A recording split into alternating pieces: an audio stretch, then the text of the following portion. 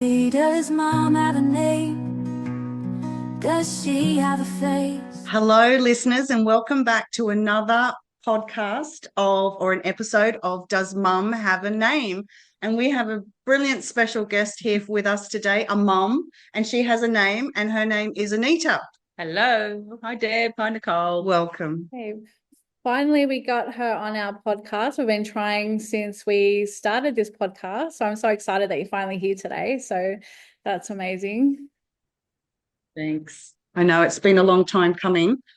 The reason where Nicole and I are so excited is because it was you and your family that inspired us to start this podcast. That was really special to hear when you told me that.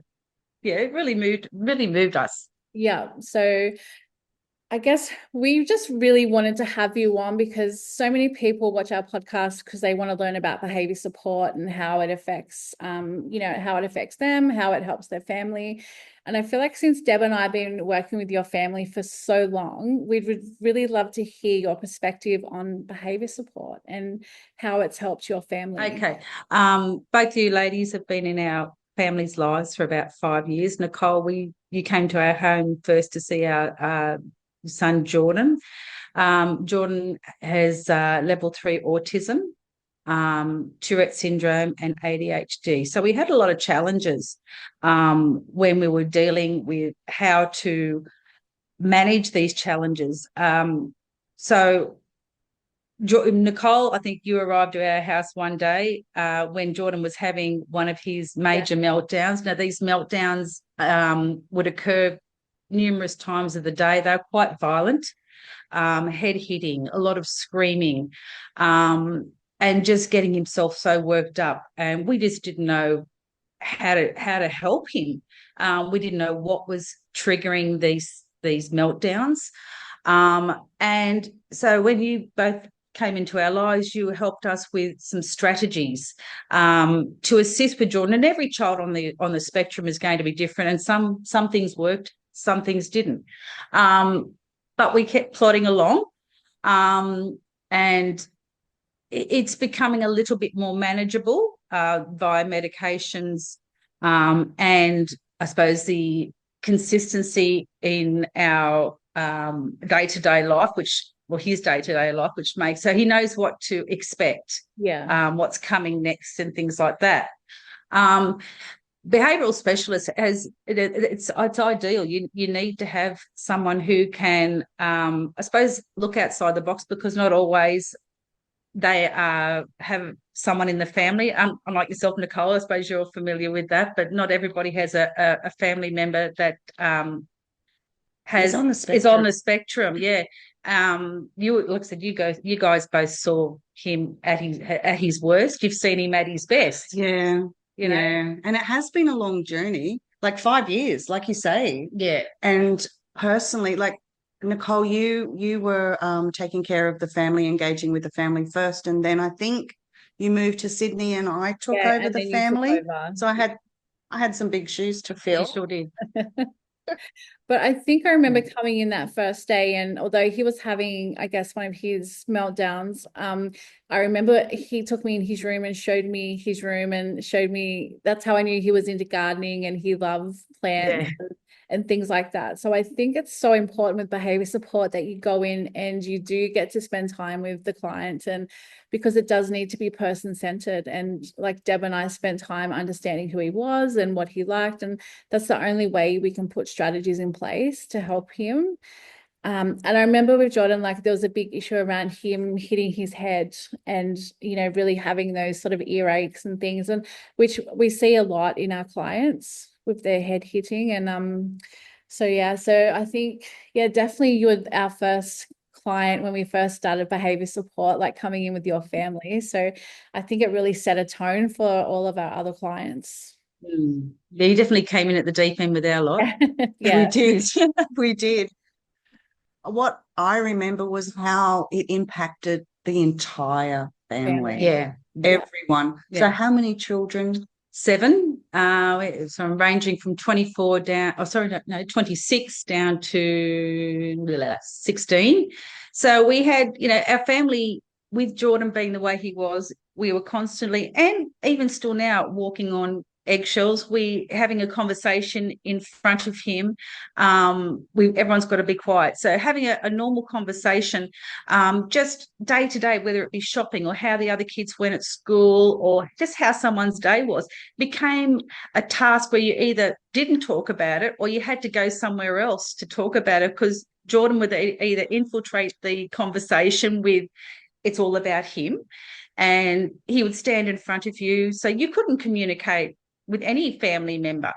So we would have that issue. So becoming a family, even eating together, it became an issue. We didn't go away because we couldn't go away because we didn't know, because Jordon was at times putting his head through walls when he was hurting himself. So we could never risk that sort of incident happening if we were away somewhere, going shopping, having meltdowns in the shops, when I would take him to the shops. So you just had to try and either pick and choose the right time, or, you're standing over him because he could have a meltdown in the shops at any time. And then people just straight away looking at you. So then you feel like the worst mother in the world because you can't control your child screaming, but it's something he can't control either. So it zaps you of your energy. Emotional energy, your physical energy, and all at the same time, you're trying to help your son just be, just try be his best. Be his best, when he's hurting himself and he doesn't understand what's going on. We don't understand what's going on, and that's why you're trying everything. You're just trying everything to see if something will, think, oh wow, finally something, and even when you finally get that little thing that you think, oh, great, it works, and it might work for 6 weeks, and all of a sudden it doesn't. And then you're back to square one. You've got to try something else again, you know? So it's just, it's always changing. It is so hard. I know, like, how can you, like, help the people that are watching? Obviously tend to come to us because they've either got a child on the spectrum or they're, doing behavior support or NDIS. But how has it affected you as a woman? Like, having a child on the spectrum, relationships, goals, career, things like that. Like, how has it affected you along the way? Well, I'm a hairdresser by trade. I had a salon up until probably 2008, I think it was, when we discovered, and that was roughly when we discovered Jordon had autism. And at that time it was only very mild things. So I ended up quitting my job. I had another little one after Jordon, but that was around 2008 as well.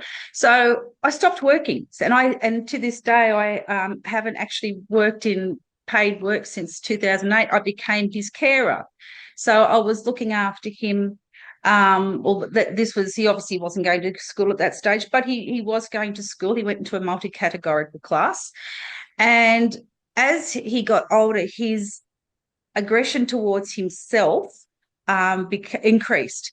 So constant phone calls from school, come and collect him, he's having a meltdown. So I then became housebound, I suppose, because I wasn't a reliable employee for someone to take on. Although I am, if I was working, definitely I'd have I would be reliable.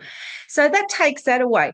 Then I found myself sitting in the lounge room and feeling safe in those four walls. You didn't want to go out in case someone judged you. You didn't want to go out in case Jordon would have a meltdown. You didn't want to go out just in case he ran off somewhere or something like that. So I became very housebound, and I'm only just starting to sort of come out of that now. Jordon turned 18 last November. Yeah. So we've had a few changes in his life and in our life. He is now he's transitioning into supported independent living, which is very scary. It would be as a mum. Yeah, I can imagine.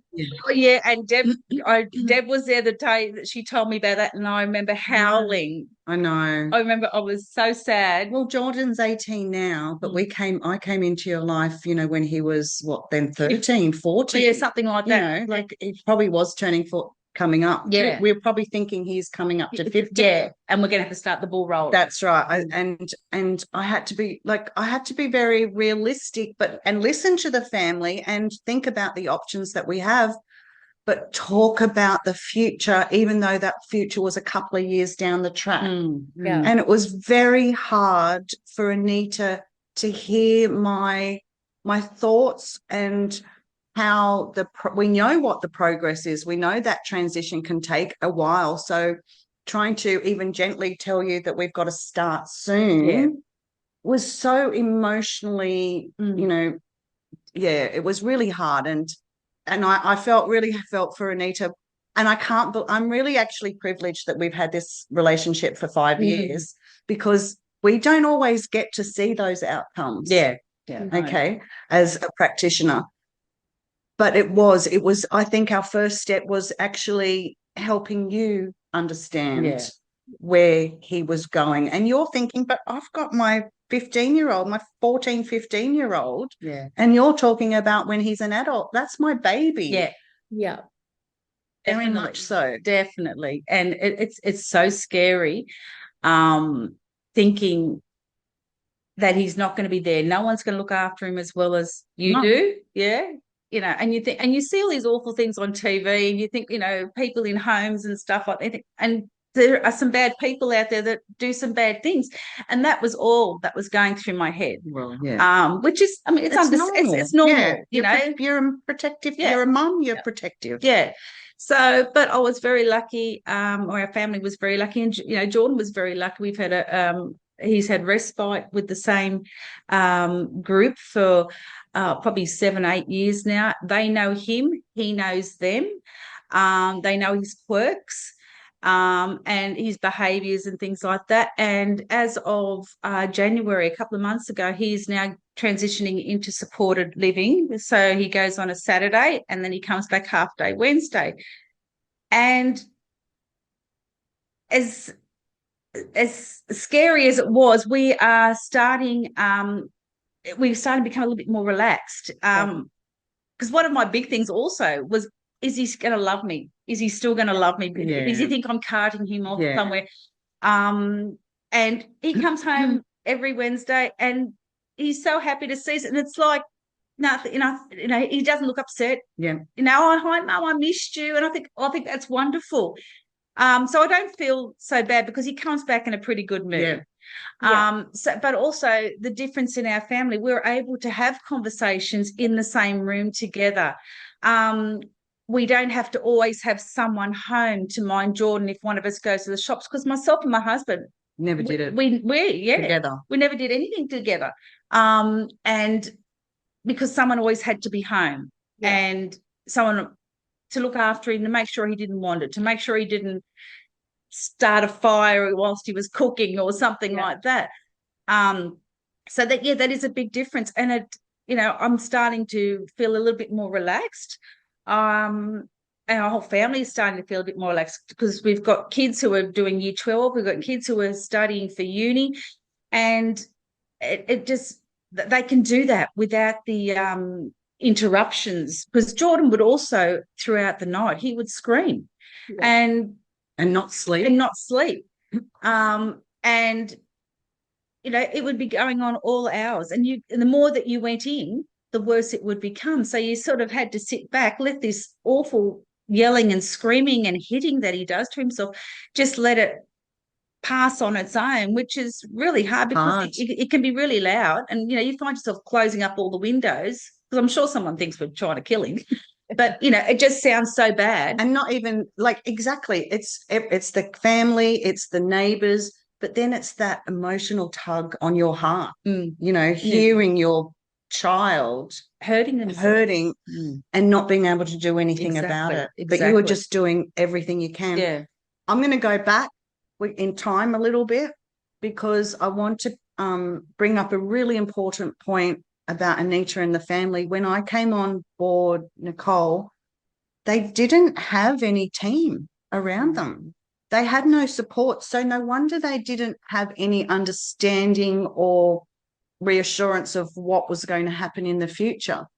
And look, this all happened naturally, but I remember you thanking me, a few years later, and looking back in the team that you've got. You've got a wonderful team. Yeah, and I want to do a shout out for that. Yeah. Because the first step we took was to get you a coordinator of support. Yeah, definitely. Yeah. And that was Danielle. Yes. It was Mel to start with, I think, and then it was Danielle. Yeah. Yeah. And Danielle's been with you the longest. Yes. And she's coordinated a lot of the supports and done all the intricate things. And she's from Sunnyfield. Yeah, she's at Sunnyfield.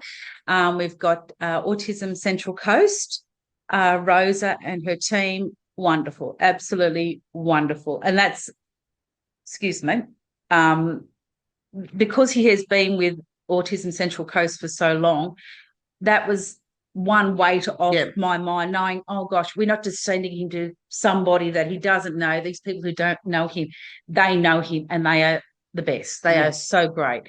We've had Michelle from Northern Star Psychology. Yeah. She's been absolutely, it's been a godsend. Oh, yes. It hasn't all happened overnight, Nicole. Like, we started with, let's get a cause, let's take a bit of pressure off you, Anita. I mean, look, Anita sits here all bright and smiley, but we've seen the family at its worst, So I want everyone to know that Anita has gone through, and the family have gone through, some really, really tough times. I agree. I do. And I've had a lot of mental. Yeah. I'm not afraid to say it. I mean, last year I had a bit of a breakdown, and I thought, no, I don't want to deal with this anymore. I couldn't deal with it because I didn't know what to do. There was only so much you could take. Yeah. And it wasn't that we were getting, everything was falling into place. We would take 2 steps forward and then 10 steps back. Yeah. And that's my witness of the last 5 years. Yeah. And that's what happens with autism. It's like having a newborn baby. You think, oh, great, they're sleeping now, and all of a sudden they change, and then you've got to try something else. And you'd think, we've got something that works, and then it doesn't after a little while. And it can be disheartening, frustrating, upsetting, and because it upsets everyone. It upsets the whole family. It does. But I remember when I first met you, and I actually went back to Deb, and we were talking about you, and I said, look, I know that we can help Jordon. That's a given.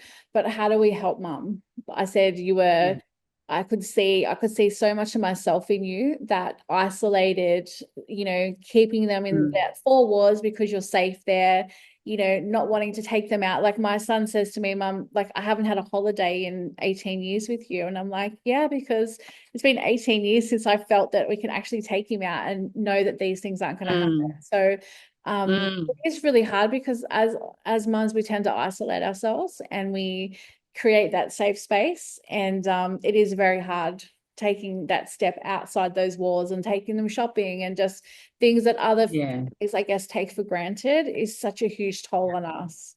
And I've done that where I've come home and I used to put him in the room and I'd go have a cry in the bedroom, because I'm like, that was exhausting. That was the stares and the comments and the just the and it could be something as simple as, I told him we were going to this shop, then this shop, but then I changed my mind. And then the counsellor that we're working with at the time said, but remember that, like, he's already made up his mind that he's going from A to B. I've gone in and changed that. So then I've created that, that sort of meltdown. And so I had to learn how to work with him so that I wasn't setting him up to fail. And it's just exhausting being a mum of someone with autism. It is, like, if we're more honest with people out there and let other mums, especially mums that have new kids as well, like little kids, and are going through this at the moment. So I hope, like, hearing your story is going to help them as well, like, to know that it doesn't get easier, but we just keep trying. Yeah. And it can be challenging, but we've got to celebrate the small wins. Absolutely. And that became hard at some stage, because you think, oh, I'm not seeing anything, but then you do. You see a small win, you think, okay, something's gone good today, and that's what you've got to try and look for. Because you can, it's so easy to get into the doom and gloom, which I did. And it's not to say I don't have times where, you still have a moment where you think, okay, and then you've got to snap out of it and just try and move forward.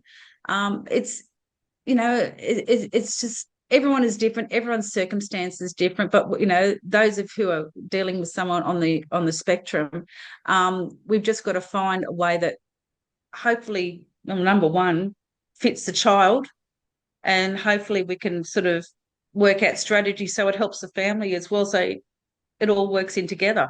Yeah. How are the other siblings going now with Jordon, like kind of going into respite a little bit? Like, how are they feeling about that? Do they ever have those conversations where autism kind of took over the life in that house? Like, Well, it did. The other kids, and I felt for them, because they would get angry at him, and I get it. I get it, because we didn't have a lot of people come over, whether the kids just didn't want to make their friends feel uncomfortable or something like that. But they are feeling like they come up now and they just come and sit in the lounge room. We're all together having a chat. Dylan, the youngest one, he would get really, really frustrated, because he would go up and then wind him up and then go back downstairs, and we're left to deal with Jordon, and think, oh, you little bugger, because, we say, look, whatever you do, remember your tone of voice, remember the words you say, are triggers for him. And it may not be a trigger for you, but it might be a trigger for him. You just got to watch what you say in front of him so that it doesn't lead him into a spiraling meltdown, which then it just explodes, which can last for 5 minutes. It can last for 5 hours. You just don't know. So we are finding now that he is in respite, it's just calmer. Myself and my husband, the first couple of weeks, we just sat on the lounge like sloths, and we thought, we're talking to each other, because we sit there next to each other and we're not talking. And it's not because we don't want to, it's because we couldn't, because every conversation that we'd have, whether it be about the shopping or just what's going on, the news or something, Jordon would always think that we were arguing, and we're just talking like normal people. But it's obviously the tone of our voices makes him think like it's an argument, and even says that to the kids, stop arguing, and we're just talking like normal, but he doesn't understand that. So then you've got to try and think, oh geez, I've got to try and reduce either my tone or the way I phrase something so that he doesn't take it the wrong way, which doesn't send him off into a meltdown. Yeah. But it has been definitely calmer. Have you guys been on a date yet? We are going to Rocket the Races next weekend at Gosford Showground. This is our first concert in 20 years. That is amazing. We are going out. Because I remember when I first met you said, we haven't been out. We don't go out. You couldn't remember the last time you'd gone out with your husband and just, so I'm so glad to hear that you're finally. Yeah. I know, it's so funny that we're actually going, and we've got the opportunity to stay out late, and this concert starts at 2:30, and he said, what time does it finish? And he said, I said 10:30, and he's going, 10:30? The opportunity to stay out late. Now he doesn't want to. Yes. And you can sleep in the next day too, which is always good. Yes, I know. So that would be good. So yeah, we still it's funny, we are still, even though Jordon has been in respite for the last couple of years over the weekend and things like that, we still sometimes do our own thing. He'll still go do the shopping, and I'll go do the other things, and we still do our separate things, but at least when we come together in the evening, we can I said you're in a so we've got to get used to that. Yeah, that routine will be hard to break because you've been doing that for so long. Yeah. And absolutely. Because you think, shivers, who's going to look after your child at home? Yeah. And you think, hang on, he's not here. Yeah. But it is definitely a calmer space. And I get my kitchen benches back because Jordon is a passionate, what do you call it, propagator. And he uses our counter space. Because because you know children on the spectrum, they have an obsession with something. My son is making his own fertilizers, propagating everything, composting everything. So we lose all our soup bowls, little bowls, everything for him to cover up the kitchen bench. So as soon as he goes on a Saturday, that's it. Everything gets wiped out, put it on the back veranda so that I've got surfaces for the next 5 days. That must have been so unusual. Yeah, I know. Because I don't have any surfaces when he's there. Because as soon as he shows up, that's it.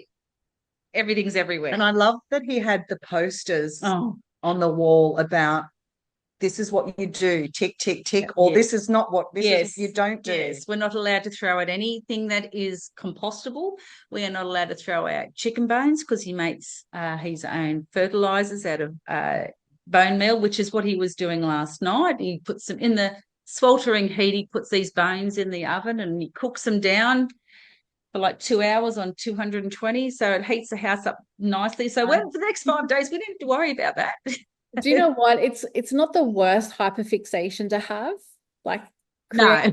So yeah, so that's amazing that he's still into all of that stuff, like the plants and because I remember he's also a gardener. Oh, he loves it. He loves it. And during the week, his supports take him to a eco village, and he does in a community garden. So he works in there, voluntary, and he enjoys it. So he gets his little passion fix whilst he's at respite as well, and he's got his own little garden made up at the home that he's at during the week. So he's loving that. Amazing. He's loving that. So I've got a question. It's been for us, Nicole and myself, it's been a 5-year journey, and I'm so proud and privileged and so proud of you and Rob because you've really stuck together on this. What advice I'll go back. When I first met you guys and we had our interview and we were chatting or we might have had a couple of sessions, we were on Zoom and you left the room to go and get something and it was just Rob and myself. And I said, Rob, what would you like? And he said, I want my wife back. Yeah, I remember that. Yeah. And Rob had just come from, when we had our sessions, he was just coming home from work. So he was absolutely exhausted. I think he was working up at Newcastle at the time. Oh, no. No? Oh, it's in the area. Yeah, anyway, okay. So it was a distance and he had an early start. And I know physically when I saw him, he was just absolutely exhausted. And Anita was absolutely exhausted, But they've stuck through this and they've gone through some horrid times. The times that you've had to take Jordon to the hospital so many times because of that head banging and head hitting and ear pulling, I just say hats off to you two for really sticking in there. I'm no one to even say this, but I'm just so impressed with you guys. Thank you. Well, I had a support team to help me, and you guys were always guiding me along the way. And it is hard because I truly found myself just not talking and not communicating with Rob because I thought, as much as he understood, I was doing all the doctors, I was doing all the specialists, doing all the going up to school, having to pick him up when he was having a meltdown, and I just felt like it was all on me. When Rob was he's working really hard, and he was doing all the bringing in the income, whereas and I felt like nothing because I couldn't. But where was I going with this? Well, what could you advise? Like that's been a tough time. Yeah. And we don't always have families that have a mother and a father. Sometimes it's just a single mum bringing up these children. Have you got any advice about getting through that dark tunnel? I think reaching out to someone who is someone close to you. Sometimes it's even better to reach out to someone who isn't close to you because it's sort of out of the situation because family can be really helpful but not helpful. But I've been very lucky. All my family, everyone's been great. What I did do in 2015, I took on because I needed to do something for myself. I came from a hairdressing background, and I decided to do my Cert 3 in horticulture. So, which is where Jordon probably got his passion from. So I did 6 years of horticulture, production nursery, landscaping, and retail nursery. So that, and I would do that 2 days a week whilst Jordon was in school. Now, it's not to say I got to stay there all day. Sometimes I was getting called home from TAFE to collect him, but I did find that was my safe place. I went to do I went and did something that I had never done before. And so I learned something new. And I found that was just so helpful. So that was your outlet. That was my outlet. Yeah, I did that because I wasn't working in the industry as a hairdresser anymore. I wouldn't be reliable to work in that industry. So I wanted to do something that I felt would help me. And being out in nature really grounds you. Yeah. And I felt I went to Arimba TAFE. I had some really supportive, fantastic teachers there who understood what I was going through. They were very helpful. If I had to go and pick up Jordon, it was good. But I found that just finding something else to do that is not what you're used to doing, because you would have people saying, "Oh yeah, you should go into the disability," and that's what I want to get away from. I don't want to know. This is my days. I don't want to know that. I want to do something completely different. So. And this is your life. That was your life. That was my life. That's all I knew. And you may have great skills, but that's all consuming. And let's try something different. Yeah, and that's what I did. So I did that, and I did that from 2015 right until I suppose I was still doing it during COVID. So that's how much I enjoyed it. And it was just, like I said, a safe place for me to be. The grounding was there. The classes were great. You had someone other than a doctor speaking to you, because you get sick to death of having conversations, and it's always along your son, about your son. You were having conversations about just everything other than your son and your family's challenges. And so that you need that. You need that because you go crazy. Yeah, it's really good. And I'm still friends with them now. So that is important to take care of yourself, which I wasn't great at, and I'm still not that fantastic at it. But being kind to yourself, and it's so easy to dig a hole for yourself where you get this poor me sometimes, and it's easy to fall into that. And I didn't want to be like that. I just wanted to get out of that and sort of grow in some way. Yeah, grow myself. Try to make myself feel better, because I was quite an outgoing person being a hairdresser. Yeah. And then I went from that to sort of hiding. I didn't want to be around anyone. I didn't want to talk to anyone. Yeah. So it was hard. So by going to learning and studying something, you got to meet new people. Yeah. And like I said, it was my savior. I like that. I really like that. And now, really, when you think about it, it's also your connection with Jordon too, because you're both. I know. So it's come in handy. If you could go back in time, is there anything you would change that you've done? Well, that's hard to say. I think with Jordon, I didn't understand his meltdowns. And I think when he was first having his meltdowns, I would get angry as well. And then I would raise my voice. And that was just through sheer frustration. Yeah. I have learnt now that being calmer for him is a better thing. I would have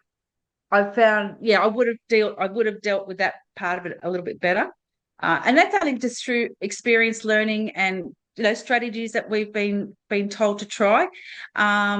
It's just because we don't understand. We don't understand it. I mean, I've been going through this system with Jordon for he's 18 now, and I have another son on the spectrum as well, but he's completely different to Jordon. So it's just a matter of, I suppose, listen to your professionals. Try everything. We went through visual cards. we went through, I don't know if I'm allowed to say, the Yeah. medicinal cannabis. We tried that. And of course, on our son, it didn't work. We've tried numerous medications and things like that. Some made him worse. Just diarise how your child is going throughout the day so you can produce things for your next specialist so they can see what's going on. Because you often get to the specialist and you forget everything that's happened in the last 2 weeks. I used to keep a bit of a diary and say, okay, this is what happened this time, what was preceding his reaction to what we did. So you've got something to show, because sometimes, like I said, you do forget. You go to the specialist and they say, well, what have you done? You think, oh, I don't know. Yeah. So I suppose documenting things, just trying what has been recommended to you. It's not always going to work. Some things is going to work better than others. You may have to modify what you've been recommended to do. Give everything a try, because it might just help your child. Yeah. And I know, looking back, just not with your family, but with all families, that coming into them and saying, can you diarise? Can you write down what's going on and think about what happened before, and how do you guys react afterwards? That's actually quite a challenging place or aspect for us. Well, for me, Nicole, I'm not sure what your thoughts on. It's very hard coming into a family saying, hey, can we collect data around behaviors when you can clearly see that everyone's burnt out and frustrated and tired. It's the last thing they want to do. So yeah, it can be quite hard to come in and ask someone to do that. And it does feel like a big task as well. And at first I thought, oh gosh, no. But you get into the swing of it. You can work out little shortcuts for yourself. But it can be so helpful for your specialist when you do go, and they can see a pattern. Yeah. And they may see something you don't see. And at least if you've got it written there, they can say, okay, well, this is happening at this time. Let's try this. That's right. And that's all we're trying to do as behavior practitioners, is see that pattern of, what's happening before, and trying to put those strategies in place to help them. But if we don't know the triggers and we don't know, the things that are leading up to that moment, it can make it really difficult. So it's really good when families are actually on board with what we're doing and will collect that data for us. Yeah, it's so vital. And like you said, no one wants to do it. No. Because it's like, I know it myself, I felt that, oh my gosh, I have to see it on paper. That's right. You're immersing yourself even more into this thing that's absolutely draining you at every single level. Yeah, I know. And then you think, oh, here's another thing I've got to do. And that's right. That's how you feel, but it's got to be done sometimes. Yeah, that's it. But like Deb and I see what happens when clients don't have the support like that Jordon has had, and it's quite often, it's really sad for us to see, when we're coming in trying to help, and obviously there's always reasons around it, but we find the outcomes are a lot better when everyone's involved. They have the team, the NDS is in place, and you have your support team, and the parents are willing to help out as well. So that always makes the difference. And so are you on Facebook or anything like that? Are you in any of the autism groups on Facebook? Or I'd have to look. Yeah, I'm not quite sure. I'm just wondering. Probably am. If anyone reaches out to us and would love to maybe send you a message, and maybe we can guide them to, like, if you're on, I know there's a lot of Facebook groups for autism, and yeah. So no problem. Yeah, that'll be good. So so would you recommend families getting behavior support now that you've gone through it and you're kind of at the other end of it? Would you recommend? Yeah. Yeah. Definitely. I mean, for starters, you gave me, well, both of you gave me an understanding of where things can be, what is triggering certain behaviours. And I mean, I've filled out a lot of paperwork with Deb with a lot of questions on it, and there's things like, there's hundreds of questions on it, and you things that you don't even think of, that why is your child doing this? So you had some revelations in that process. There's a reason for them, because there were so many different categories. Why this behavior? What do you think is triggering this behavior?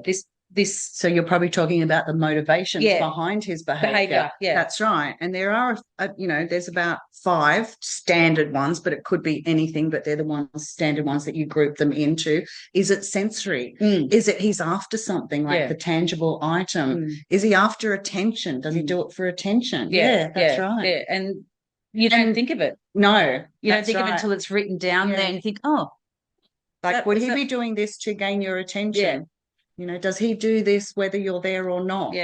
So that changes it. Like, is it a physical thing for him, or is he actually asking for attention from you? So because we're a detective, really. It's a detective game. We've got to work out how Jordon communicates, because he is communicating. He's communicating through his meltdowns. And, hitting his head. And that was hard to watch. And so many, I don't know if you saw it in me, but I was like, maybe we should try this. I know. Maybe we should try this. I know. Yeah, it's confronting. It's confronting when you see your child doing that. But you do need to, and this is where you guys come in, you guys get to the bottom of it.